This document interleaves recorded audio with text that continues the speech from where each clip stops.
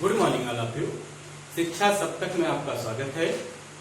Metals and non metals की आज की क्लास में हम लोग देखेंगे कि मेटल्स की केमिकल प्रॉपर्टीज क्या होती हैं। इसकी प्रीवियस क्लास में हम लोगों ने ये देखा था कि मेटल एंड नॉन मेटल होते क्या हैं, मेटल और नॉन मेटल की फिजिकल प्रॉपर्टीज क्या होती हैं। मेटल एंड नॉन मेटल की फिजिकल प्रॉपर्टीज में हम लोगों ने ये देखा था कि ढेर सारी कंफ्यूजन थी मेटल और नॉन मेटल की फिजिकल प्रॉपर्टीज में। बहुत सी मेटल्स ऐसी थी जो नॉन मेटेलिक प्रॉपर्टीज रखती थी और बहुत सी नॉन मेटल ऐसी थी जो मेटेलिक प्रॉपर्टीज रखती थी।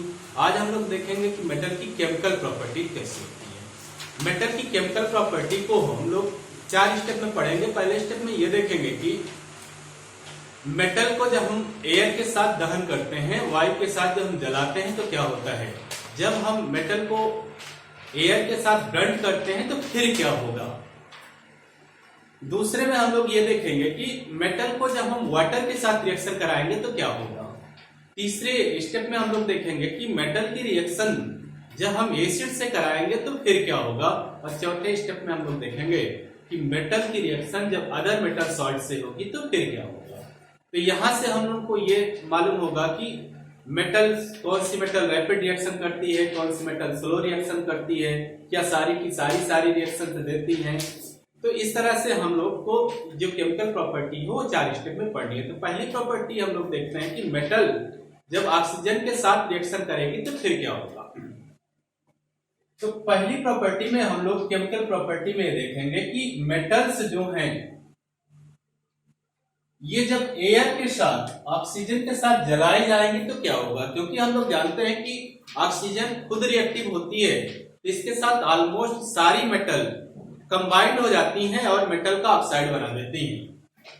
मेटल का ऑक्साइड बना देंगी, लगभग ऑलमोस्ट सारी मेटल बनाएंगी।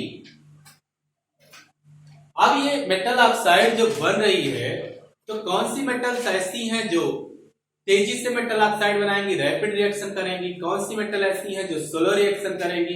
कुछ मेटल ऐसी होंगी जो मेटल का ऑक्साइड बनाएंगी ही नहीं, जलेंगी ही नहीं। तो इन सब की बातें हम लोग करते हैं। अब हम लोग देखते हैं कि ये जो रैपिड रिएक्शन है, मेटल का ऑक्साइड बन रहा है और ये जो जल रही है, इसकी कौन सा रैपिड है, कौन सा स्लो है, कौन सा तीव्र है, इसकी बात हम कैसे करते हैं। जब हम लोग जलाएंगे, जब हम लोग बर्न करेंगे एयर के साथ, जब हम जलाएंगे इसके तो इसकी फ्लेम जितनी तेजी से निकलेगी, जो मेटल जितनी तेजी से फ्लेम निकालेगी, मतलब वो उतना रैपिड रिएक्शन करेगी, उसकी रिएक्टिविटी उतनी ज्यादा होगी। फ्लेम का कलर भी उसी समय हम लोग चेक कर लेंगे, इसके फ्लेम का कलर क्या है। अब हम लोग देखते हैं कि जब हम लोग जलाते हैं एयर के साथ तो हम लोग देखते हैं कि 2 मेटल ऐसी होती हैं जो बहुत तेजी से जिसकी फ्लेम निकलती है। ये मेटल्स होती हैं पोटेशियम और सोडियम। इसका मतलब ये बहुत रैपिड रिएक्शन करती हैं एयर के साथ। तो सोडियम जो होगी ये एयर के साथ इतनी रैपिड रिएक्शन करेगी, पोटेशियम का ऑक्साइड बनाएगी।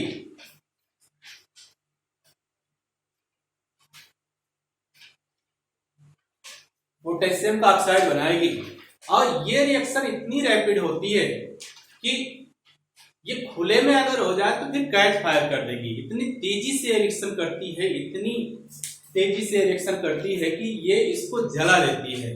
खुले में अगर रिएक्शन हो जाती है, खुले में अगर इसको एयर में रख दिया जाता है पोटेशियम को, तो इतनी रैपिड रिएक्शन, इतनी तीव्रता से रिएक्शन करती है कि आग लग जाती है, कैच फायर कर लेती है। दूसरी होती है सोडियम। इसकी भी सेम प्रॉपर्टी होती है, ये भी बहुत रैपिड रिएक्शन करती है, ये भी बहुत रैपिड रिएक्शन करती है। इन दोनों की रिएक्शन बहुत रैपिड होती है, जिससे खुले में रिएक्शन करती हैं तो आग पकड़ लेती हैं। इसलिए इनकी सुरक्षा और दुर्घटना से बचने के लिए इनको हम लोग केरोसिन ऑयल में डुबो के रखते हैं। तो ये जो मेटल्स हैं इनकी रिएक्टिविटी एयर के साथ बहुत ज्यादा होती है। ये खुली एयर में इतनी तेजी से रिएक्शन करती हैं कि कैच फायर कर जाती हैं, आग पकड़ लेती हैं।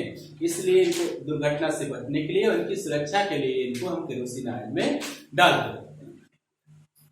आगे मेटल हमारी आती है, हम इसकी फ्लेम देख लेते हैं। ये जब जलती हैं तो जो सोडियम की फ्लेम होगी, सोडियम ऑक्साइड की जो फ्लेम होगी, इसके फ्लेम का कलर येलो होता है, इसकी फ्लेम का कलर येलो होता है। जो पोटेशियम होती है इसकी फ्लेम का कलर लिलैक वायलेट होता है, लगभग पिंक जैसा होता है। आगे हम लोग जब देखते हैं मेटल में, तो अगली मेटल हम लोग लेते हैं कैल्शियम।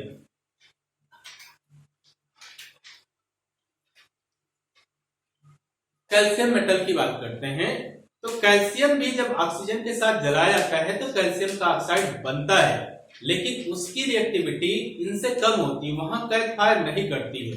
इसका मतलब वो इतनी रैपिड रिएक्शन नहीं करता है कि आग लग जाए। तो कैल्शियम भी जब ऑक्सीजन के साथ रिएक्शन करेगा तो कैल्शियम का ऑक्साइड बनाएगा, लेकिन इतनी रैपिड रिएक्शन उसकी नहीं होती है कि वह कैच फायर कर ले। और जो कैल्शियम है, कैल्शियम को जब हम लोग जलाते हैं एयर के साथ तो कैल्शियम ऑक्साइड बनता है, लेकिन इसकी रिएक्टिविटी सोडियम और पोटेशियम से कम होती है, यह कैच फायर नहीं करता है। इसकी जो फ्लेम होगी उसका कलर होता है ब्रिक रेड, ईंट जैसा लाल इसका कलर होता है। इसकी फ्लेम का कलर ब्रिक रेड जैसा होता है।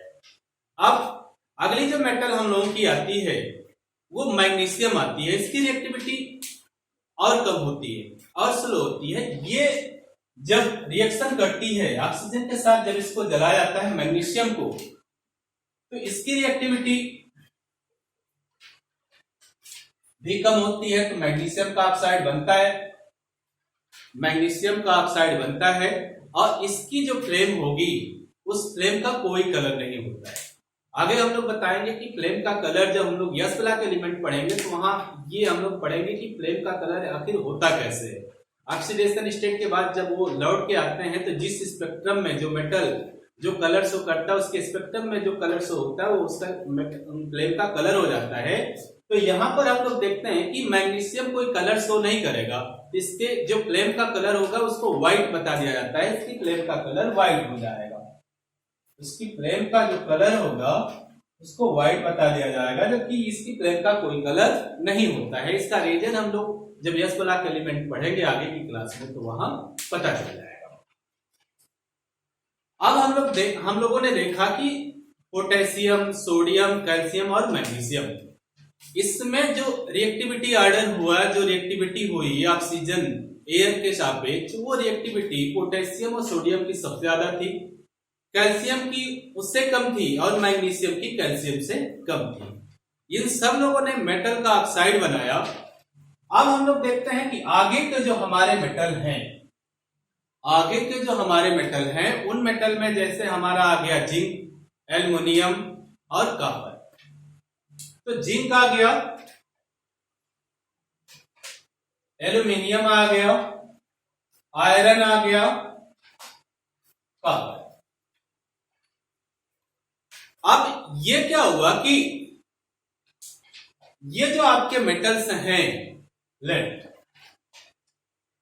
ये जो आपके मेटल्स हैं, इन मेटल्स की जो सरफेस पे होता है मेटल ऑक्साइड की एक थिन लेयर बन जाती है।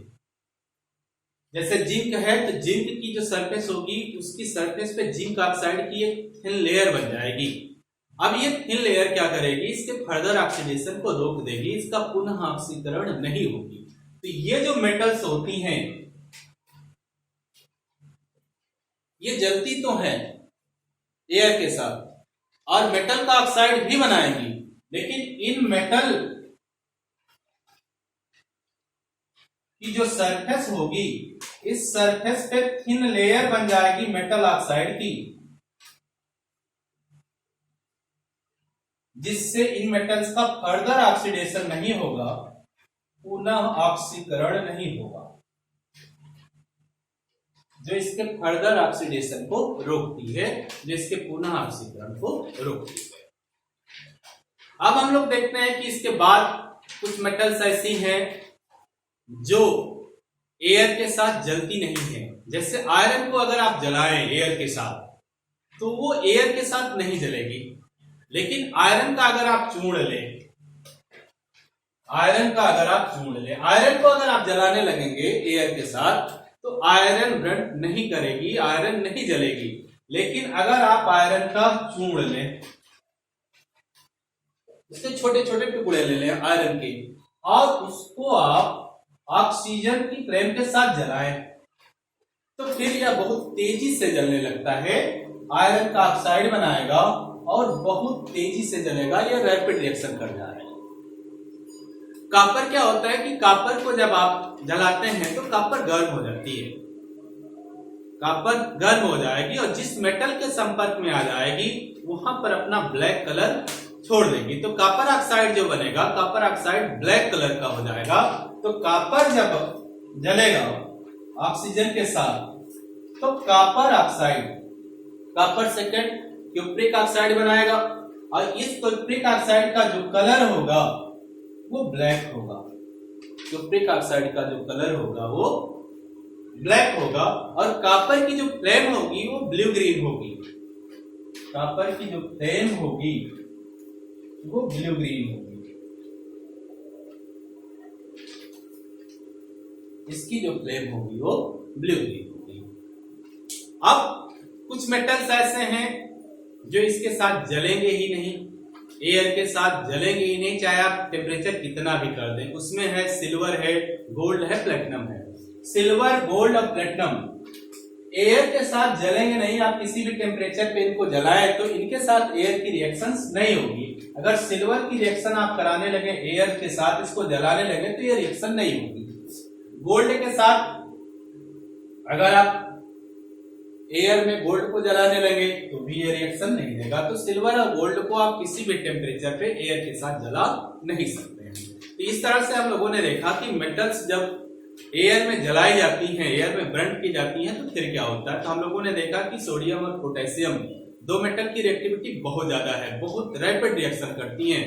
फिर कैल्शियम है, मैग्नीशियम है, इनकी रिएक्टिविटी कम है, सोडियम और पोटेशियम से इनकी रिएक्टिविटी कम है, ये भी मेटल का ऑक्साइड बना लेती हैं। फिर कुछ मेटल्स ऐसी हैं जैसे आयरन है, जिंक है, लेड है, कॉपर है, इनके जो ऑक्साइड होते हैं, ये जो मेटल होते हैं ये भी एयर के साथ जल के अपने मेटल का ऑक्साइड बनाती हैं, लेकिन इनकी मेटल के सरफेस पे मेटल ऑक्साइड की एक लेयर हो जाती है जो इनके फर्दर ऑक्सीडेशन को रोकती है।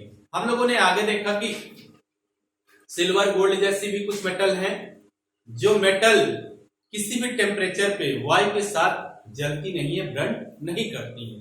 आगे हम लोगों ने देखा था कि आयरन ऐसी मेटल है जिसको अगर आप जलाने लगे एयर के साथ तो वो जलेगी नहीं, लेकिन अगर आप उसका चूर्ण ले लें और उसको आप एयर फ्लेम के साथ जलाएं तो रैपिड रिएक्शन हो जाएगी, बहुत तेजी से वो जलता है।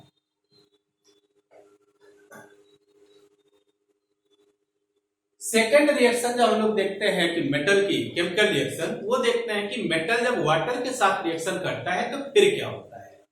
सेकेंड केमिकल प्रॉपर्टी जो हम लोग पढ़ेंगे मेटल की, उसमें हम लोग देखेंगे कि मेटल की रिएक्शन जब वाटर के साथ होगी तो फिर मेटल ऑक्साइड बनेगा और हाइड्रोजन गैस रिलीज होगी, तो फिर ये बनाएगा मेटल का ऑक्साइड और हाइड्रोजन गैस रिलीज होगी, हाइड्रोजन गैस रिलीज होगी। अब हम लोग देखेंगे कि ये मेटल जो होंगे वह मेटल एयर के वाटर के साथ कौन सा रैपिड रिएक्शन देगा, कौन सा रैपिड रिएक्शन नहीं देगा, इसकी बात हम लोग कैसे देखेंगे। तो हम लोग देखेंगे कि जो हाइड्रोजन गैस निकली वह हाइड्रोजन गैस बबल्स के रूप में निकलेगी।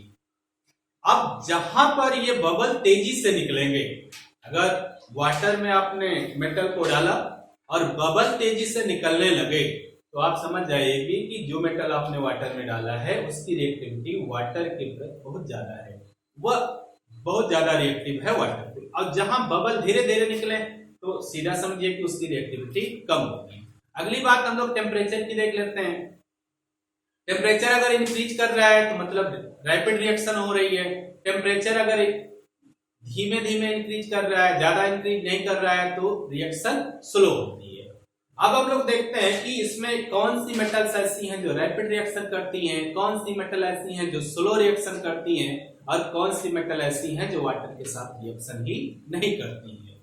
किस तरह के वाटर के साथ मेटल्स रिएक्शन कर रही हैं, कोल्ड वाटर या जनरल वाटर के सामान्य वाटर के साथ रिएक्शन कर जा रही हैं, कि गर्म वाटर के साथ हॉट वाटर के साथ रिएक्शन कर रहे हैं, कि स्टीम वाटर के साथ रिएक्शन कर रही हैं। इस तरह की बातें हम लोग यहाँ पर देखते हैं कि मेटल में जो भी प्रॉपर्टीज यहाँ पर शो कर रही है जो मेटल, उनकी बात हम लोग देखते हैं।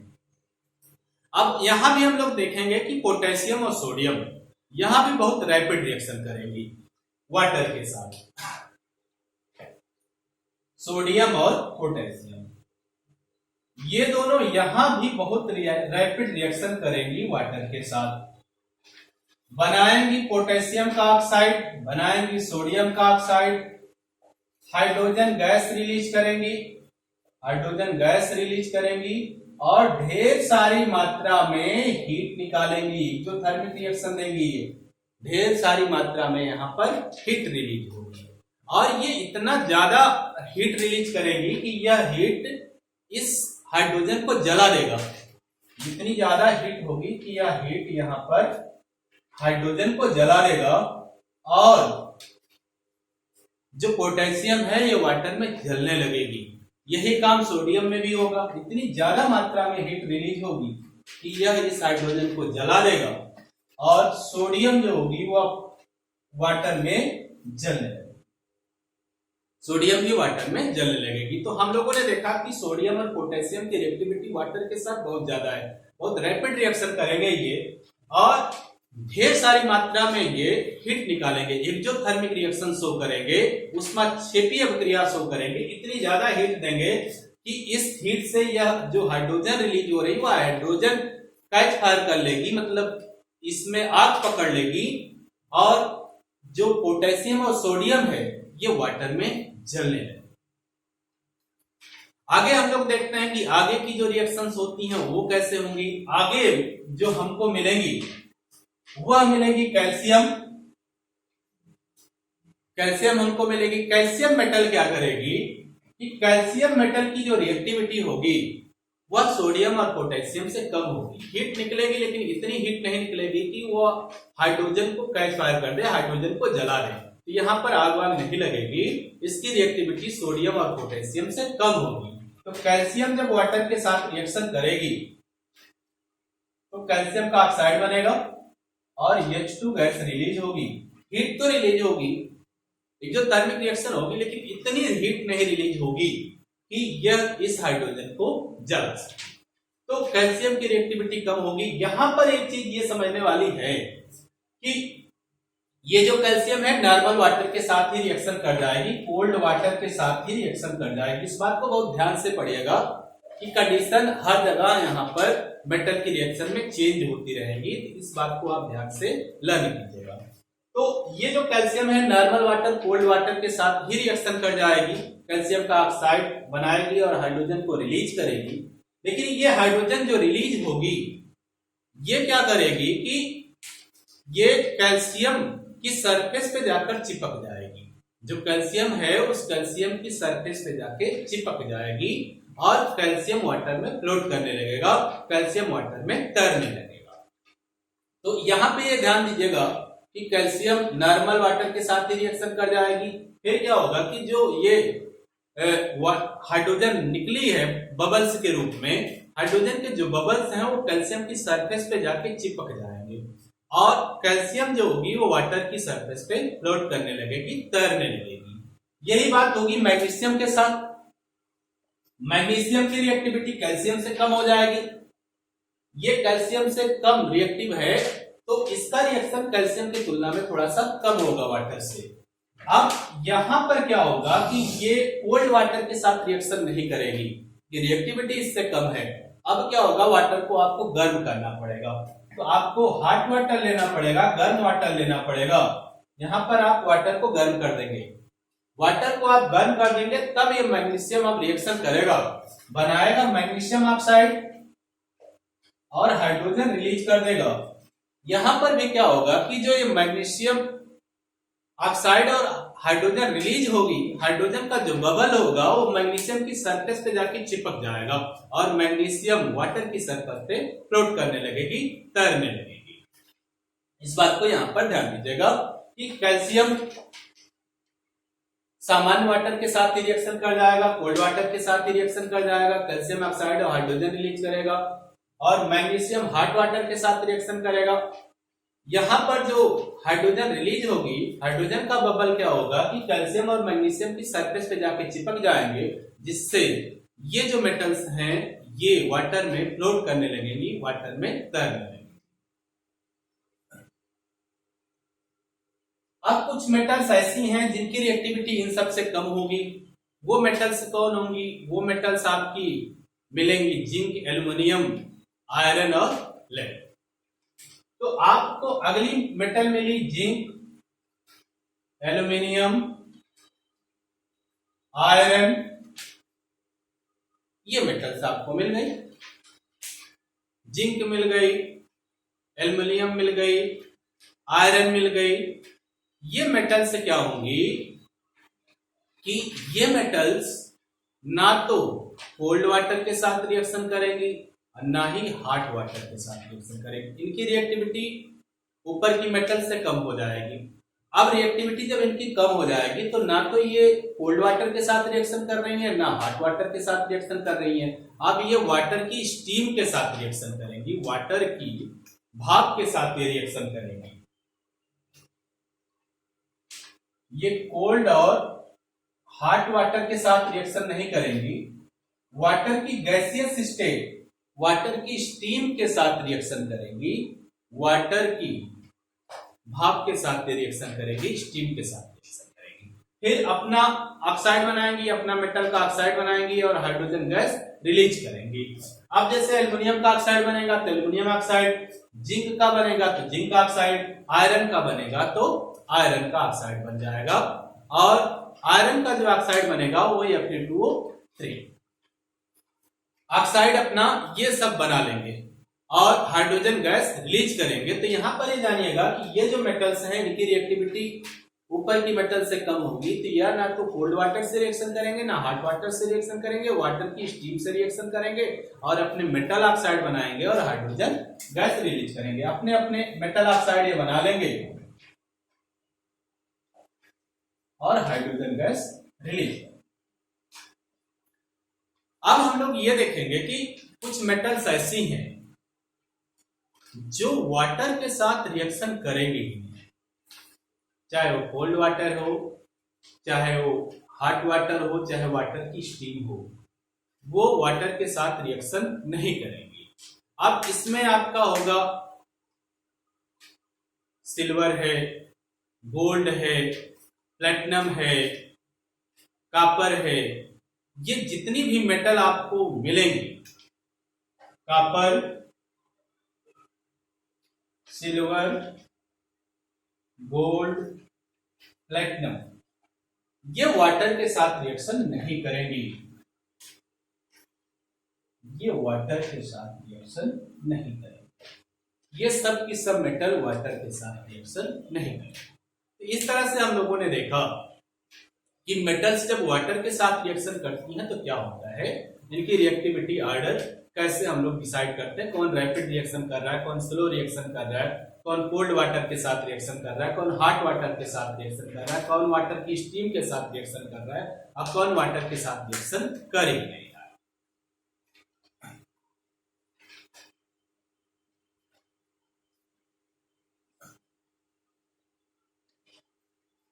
अब हम लोग देखते हैं थर्ड प्रॉपर्टी जो होती है,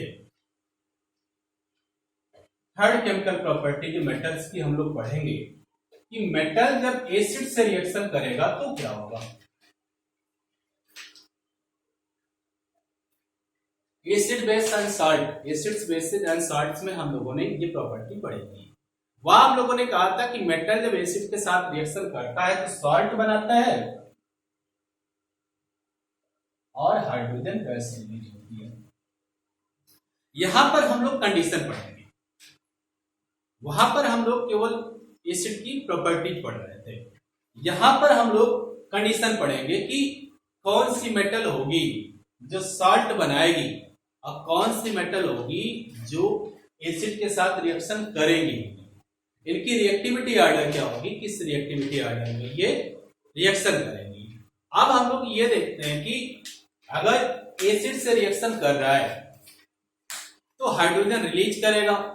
तो एक सीरीज होती है रिलेटिव रिएक्टिविटी ऑफ मेटल्स की, एक रिएक्टिविटी ऑर्डर होता है मेटल्स का। उस सीरीज को अगर हम लोग पढ़ ले तो क्योंकि हाइड्रोजन को रिलीज करना है, हाइड्रोजन को हमको रिलीज करना है एसिड से, तो उस सीरीज में जो भी मेटल हाइड्रोजन से ऊपर होंगे वो मेटल तो एसिड से हाइड्रोजन को रिलीज कर देंगे, लेकिन जो भी मेटल उस सीरीज में हाइड्रोजन से नीचे होंगे वो मेटल एसिड से हाइड्रोजन को रिलीज नहीं करेंगे। तो इस सीरीज को हम लोग यहीं पर देख लेते हैं। तो आने वाली दोनों प्रॉपर्टीज में यह सीरीज हमको काम करेगी। रिलेटिव रिएक्टिविटीज ऑफ मेटल की ये सीरीज है। मेटल की सापेक्ष रिएक्टिविटी कैसी होती है एक दूसरे की, उसकी एक सीरीज बनती है, उसको हम लोग देखते हैं। रिलेटिव रिएक्टिविटीज ऑफ मेटल्स, इसकी एक सीरीज होती है। सीरीज को आप लोग याद रखिएगा। सबसे ज्यादा रिएक्टिव जो मेटल होती है वो पोटेशियम होती है, फिर आपका सोडियम होती है, फिर कैल्शियम, फिर आपका मैग्नीशियम आती है, मैग्नीशियम के बाद एल्यूमिनियम, फिर जिंक, फिर आयरन, फिर आपका एल्यूमिनियम, फिर जिंक, फिर आयरन, आयरन के बाद आपका आता है लेड, लेड के बाद जो होता है आपका हाइड्रोजन, हाइड्रोजन के बाद जो आपका आएगा वो आएगा मरकरी, फिर आपका आएगा चांदी सिल्वर, फिर आएगा गोल्ड, फिर आएगा आपका प्लेटिनम। तो हाइड्रोजन के बाद आपका आएगा कॉपर, कॉपर, फिर आपका मरकरी, फिर सिल्वर, फिर गोल्ड और फिर आपका प्लेटिनम। ये रिलेटिव रिएक्टिविटीज ऑफ मेटल्स में है। इस सीरीज में क्या होगा कि जो ऊपर की मेटल होंगी वह नीचे की मेटल से ज्यादा रिएक्टिव होंगी, और जो इस सीरीज में नीचे जो मेटल होगी वो ऊपर की मेटल से कम रिएक्टिव होगी। तो यहां पर अगर हम टॉप टू बॉटम चलेंगे तो रिएक्टिविटी मेटल की डिक्रीज करेगी, मेटल की रिएक्टिविटी डिक्रीज करेगी। रिएक्टिविटी का मतलब उस मेटल को, अगर हमको किसी मेटल को किसी दूसरे मेटल से हटाना है तो जो मेटल ज्यादा रिएक्टिव होगी वही हटा सकती है, कम रिएक्टिव मेटल नहीं हटा सकती। तो इस सीरीज में हम लोग देखेंगे, क्योंकि हम लोग हाइड्रोजन के रिलीज की बात कर रहे हैं एसिड से, तो हाइड्रोजन इस सीरीज में जहां आएगा, इस हाइड्रोजन के ऊपर जितनी भी मेटल होंगी वह एसिड से हाइड्रोजन को रिलीज कर देंगी। मतलब ये जितनी भी मेटल हैं इनकी रिएक्टिविटी भले अलग अलग होगी एसिड से रिएक्शन करने की, लेकिन ये जितनी भी मेटल हैं वो मेटल एसिड से हाइड्रोजन को रिलीज कर देंगी। और इसके बाद की जितनी भी मेटल हैं ये एसिड से हाइड्रोजन को रिलीज नहीं कर पाएंगी। मतलब अगर कॉपर की रिएक्शन आप एसिड से कराना चाहेंगे तो फिर नहीं होगी, अगर आप मरकरी की रिएक्शन एसिड से कराना चाहेंगे तो नहीं होगी, सिल्वर गोल्ड और प्लेटिनम की रिएक्शन आप अगर एसिड से कराना चाहेंगे तो नहीं होगी। तो इस रिलेटिव रिएक्टिविटीज ऑर्डर को आप याद रखिएगा।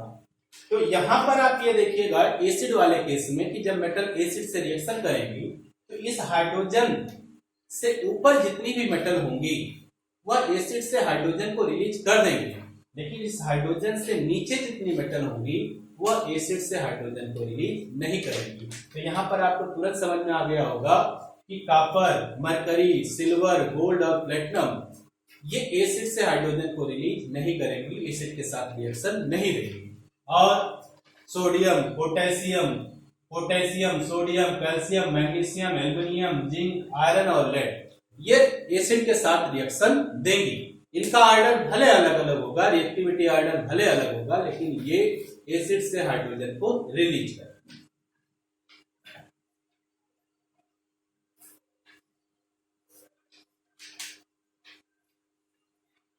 अब हम लोगों ने पहली प्रॉपर्टी तो यही देख ली कि जो हमारी मेटल्स हैं कॉपर,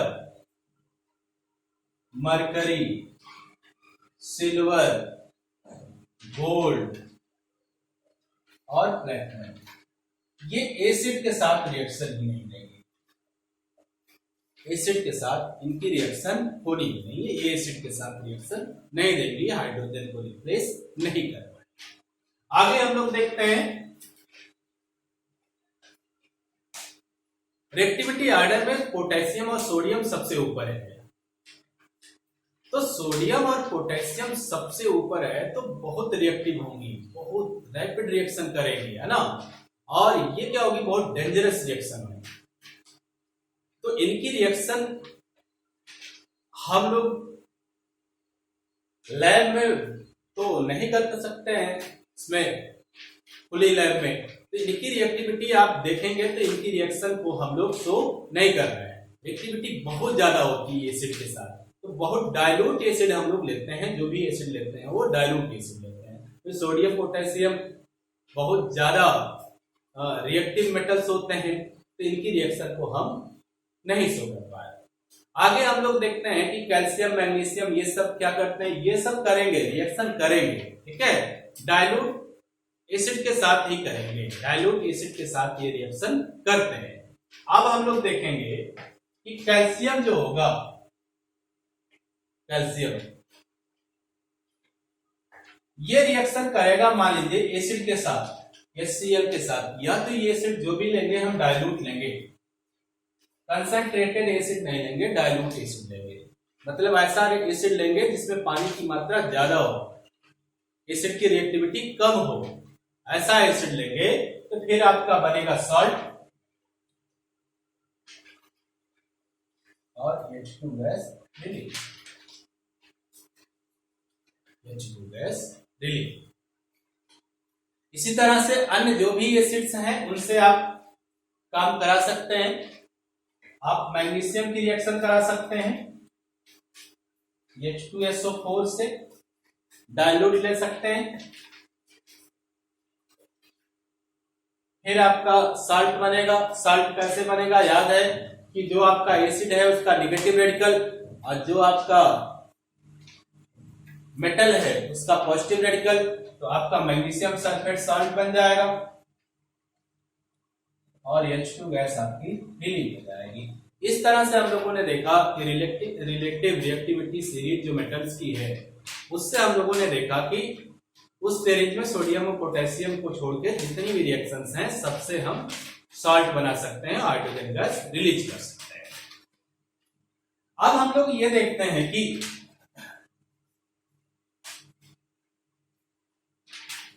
जो ये मेटल है ये सारे एसिड से रिएक्शन कर सकते हैं। ये जो मेटल है ये सारे एसिड से रिएक्शन कर सकते हैं। तो यहां पर आपको ये ध्यान रखना है। दूसरी बात, पहली बात तो आपको रिलेटिव रिएक्टिविटी ऑर्डर का ध्यान रखना था। दूसरी बात जो मेन इस रिएक्शन में है वो है कि जो HNO3 एसिड है इसके साथ आपको ध्यान रखना होगा कि जब मेटल रिएक्शन करेगा HNO3 से, डाइल्यूट HNO3 से, तो ये रिएक्शन होगी नहीं। अब एक यहां पर समस्या हो गई, इसको ध्यान रखना है कि नाइट्रिक एसिड जो होता है वो मेटल के साथ रिएक्शन नहीं कर रहा है। मेटल के साथ reaction, metal salt hydrogen gas release नहीं कर रहा है। होता क्या है कि जो ये नाइट्रिक एसिड है ये स्ट्रॉन्ग ऑक्सीडाइज है, ये स्ट्रॉन्ग ऑक्सीडाइजिंग एजेंट है, मतलब प्रबल ऑक्सीकारक है। ये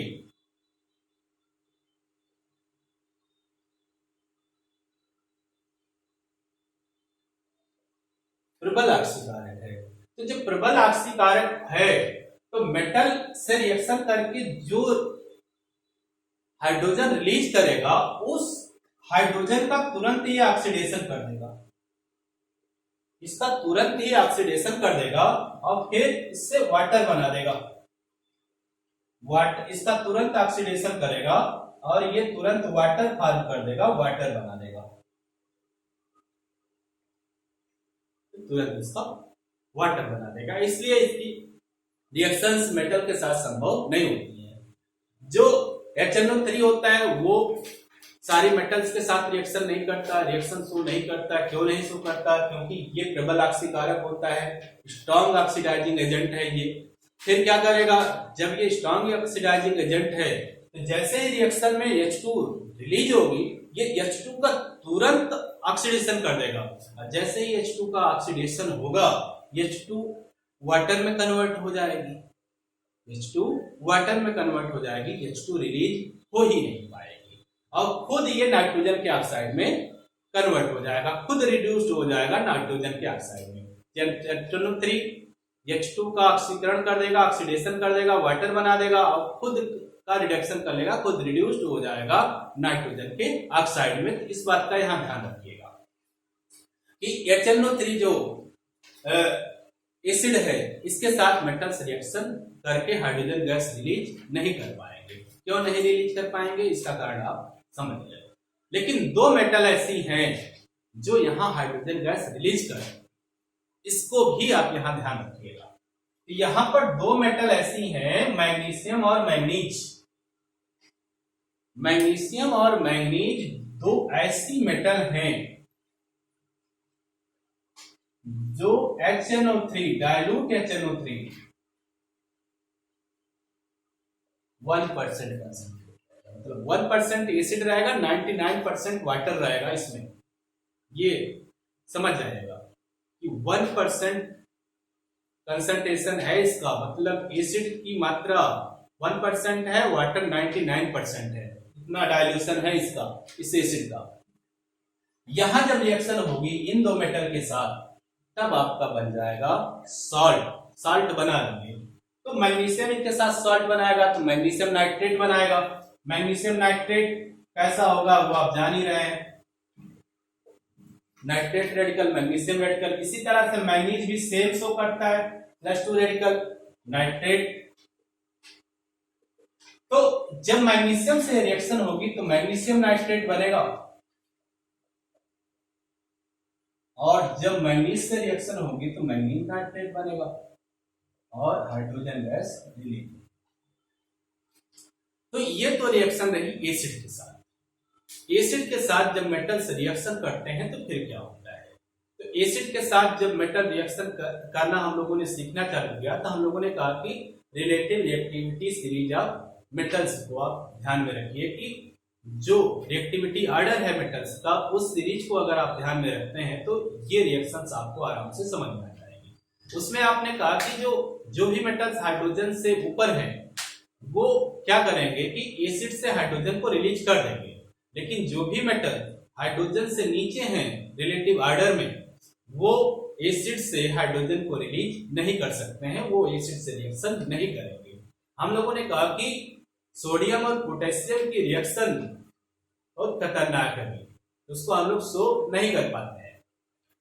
बाकी सबकी रिएक्शन हम लोग शो कर लेते हैं, और उसमें भी दो ही एसिड के साथ, एसिड डाइल्यूट लेना है, दो ही एसिड के साथ सारे मेटल्स की रिएक्शन हम शो कर लेते हैं, HCl के साथ और H2SO4 के साथ। एक्वस लेना है, ये बात आप जान ही रहे हैं कि जो भी एसिड लेंगे आप एक्वस लेंगे, ठीक है, जो भी एसिड लेंगे वो आप एक्वस लेंगे। इसकी बात हम लोग एसिड बेस से और साल्ट में हम लोगों ने पढ़ लिया था। फिर हम लोग HNO3 पर एक ध्यान हम लोगों को देना है। HNO3 की रिएक्शन जब हम लोग कराते हैं, नाइट्रिक एसिड की रिएक्शन कराते हैं, तो वहां पर ध्यान देते हैं कि नाइट्रिक एसिड मेटल्स के साथ रिएक्शन नहीं कर रही है, हाइड्रोजन रिलीज नहीं कर रही है। अब कारण इसलिए इसका हम लोगों ने ये बताया था कि जो नाइट्रिक एसिड है वो स्ट्रॉन्ग ऑक्सीडाइजिंग एजेंट है, अब वो प्रबल ऑक्सीकारक है। फिर क्या करेगी, जैसे ही हाइड्रोजन रिलीज होगी, इसकी रिएक्शन से जैसे ही हाइड्रोजन रिलीज होगी, उस हाइड्रोजन का तुरंत ही ऑक्सीडेशन कर देगी और वाटर बना देगी, अब खुद रिड्यूस्ड हो जाएगी और नाइट्रोजन का ऑक्साइड बना देगी। तो हाइड्रोजन रिलीज ही नहीं होगी इस रिएक्शन में। लेकिन दो मेटल्स ऐसी हैं जो यहाँ पर हाइड्रोजन रिलीज कर देती हैं, वो मेटल्स होती हैं मैग्नीशियम और मैंगनीज। मैग्नीशियम और मैंगनीज 1% डाइल्यूशन कंसंट्रेशन 1% लेते हैं, इतना डाइल्यूट करते हैं हम HNO3 को, मतलब 99% हम वाटर लेते हैं, 1% नाइट्रिक एसिड लेते हैं, फिर मैग्नीशियम और मैंगनीज की रिएक्शन कराते हैं तो सॉल्ट हमको मिल जाता है मैग्नीशियम और मैंगनीज का, और हम H2 गैस रिलीज कराते हैं। अब आगे की फोर्थ प्रॉपर्टी ये भी सीरीज पर ही निर्भर करेगी। जो हम लोगों ने सीरीज देखा था रिलेटिव रिएक्टिविटी की मेटल वाली जो सीरीज देखी थी, उसी सीरीज पर अगली केमिकल प्रॉपर्टी भी हमारी डिपेंड करेगी। अगली केमिकल प्रॉपर्टीज है कि अगर मेटल, कोई मेटल अदर मेटल के साल्ट से रिएक्शन करती है तो फिर क्या होता है। चौथी प्रॉपर्टी है कि अगर कोई मेटल हमने लिया, इस मेटल की रिएक्शन हम लोगों ने कराया अदर मेटल साल्ट से,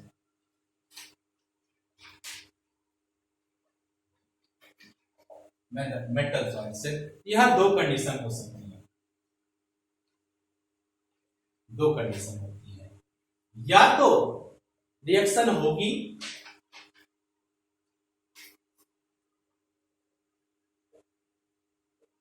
या तो रिएक्शन नहीं, या तो रिएक्शन होगी या रिएक्शन नहीं। अब रिएक्शन होगी कब और रिएक्शन होगी कब नहीं, इसके लिए हम लोग रिलेटिव रिएक्टिविटी ऑर्डर मेटल्स के देख लेते हैं। फिर से रिलेटिव रिएक्टिविटी ऑर्डर फिर से ले लेते हैं तो sodium, potassium, sodium, calcium, magnesium, फिर आपका aluminium, zinc, iron, lead. Aluminium, zinc, iron, lead, hydrogen, copper, mercury, silver, gold and diamond. ये ऑर्डर है हमारा। हम लोगों ने इस ऑर्डर की बात की थी कि जब हम टॉप से बॉटम चलते हैं तो इसकी जो मेटल्स की रिएक्टिविटीज है ये डिक्रीज करेगी। इसका मतलब ये सबसे ज्यादा रिएक्टिव मेटल है और ये सबसे लेस रिएक्टिव मेटल है। बात समझ में आ रही है? अब यहां पर ये सीरीज हमको बताएगी कि ये दो मेटल हैं। मान लीजिए कि एक मेटल हमारा ए है और मेटल का सॉल्ट हमारा है, मान लीजिए कि कोई मेटल का सॉल्ट है बी, ए डैश मेटल का सॉल्ट है, ए डैश मेटल का सॉल्ट ले लिया तो मेटल का सॉल्ट मान लीजिए कि ये डाइमूलक रहा अगर तो सल्फेट ले लेते हैं, अगर तो दूसरे मेटल का हमने सॉल्ट ले लिया, दूसरे मेटल का सॉल्ट ले लिया। ठीक है, अब हम लोग ये देखेंगे कि ये मेटल जो रिएक्शन कर रहा है मेटल के सॉल्ट से, इसकी रिएक्टिविटी, रिलेटिव रिएक्टिविटी इस मेटल के साथ क्या है। अगर इस मेटल से ज्यादा रिएक्टिव ये होगा तब तो इस मेटल को हटा के यहां आ जाएगा, अपना मेटल सॉल्ट बना देगा, इस मेटल को यहां से रिप्लेस कर देगा।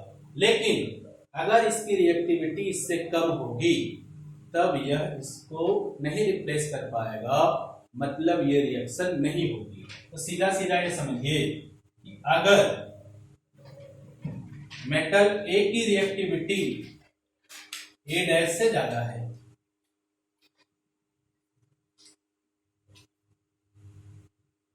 तब तो रिएक्शन होगी। अब रिएक्शन क्या होगी, रिएक्शन होगी,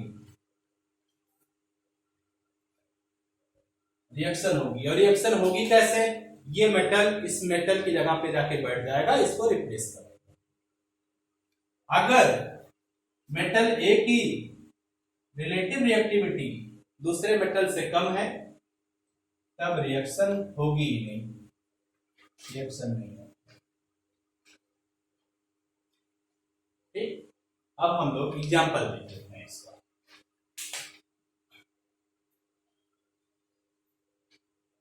एग्जाम्पल देख लेते हैं। मान लीजिए हम लोगों ने आयरन मेटल लिया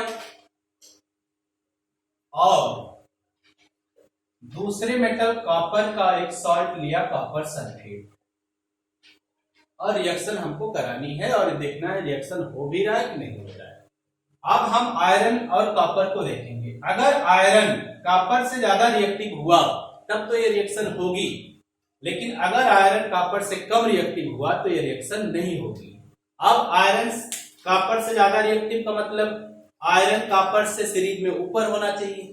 अगर आयरन कॉपर से ऊपर है सीरीज में तो उससे ज्यादा रिएक्टिव होगा, तब ये कॉपर को यहां से हटा देगा, अन्यथा ये रिएक्शन नहीं होगी। अब हम लोग देखते हैं, आयरन हमारा यहां है, कॉपर यहां है, इसका मतलब ये ज्यादा रिएक्टिव है आयरन कॉपर से, तो आयरन कॉपर को हटा देगा, रिएक्शन आपकी हो जाएगी। कॉपर की जगह पे आयरन आ जाएगा, FeSO4 साल्ट बना लेगा और कॉपर को हटा देगा। ठीक, लेकिन अगर इस रिएक्शन को हम उल्टा कर दें, कॉपर ले ले और आयरन सल्फेट का सॉल्ट ले ले, तो ये कहानी बदल गई। यहां पर जो रिएक्शन करने वाली मेटल है वह मेटल साल्ट में जो मेटल है उस मेटल से कम रिएक्टिव है, तो वह इस मेटल को हटा ही नहीं पाएगी, तो यह रिएक्शन संभव नहीं, यह रिएक्शन नहीं होगी। तो इस तरह की ये जो चारों केमिकल प्रॉपर्टीज हम लोगों ने पढ़ी, इस केमिकल प्रॉपर्टी पे क्वेश्चन बहुत बनते हैं। अब आज की क्लास में हम लोग ने प्रॉपर्टी ही पढ़ी है, और आगे की क्लास जो हम लोग पढ़ेंगे उसमें इस प्रॉपर्टी पर जो भी क्वेश्चन हमारी एनसीईआरटी की बुक्स में होंगे हम उस क्वेश्चन पे डिस्कस करेंगे, फिर आगे की बात करेंगे कि मेटल और नॉन मेटल जब रिएक्शन करेगा तो फिर क्या होगा, किस तरह की बॉन्डिंग बनेगी, और फिर मेटलर्जी कैसे हम लोग करते हैं। ये दो टॉपिक इस चैप्टर में बच जाएंगे। आज के लिए इतना ही, धन्यवाद।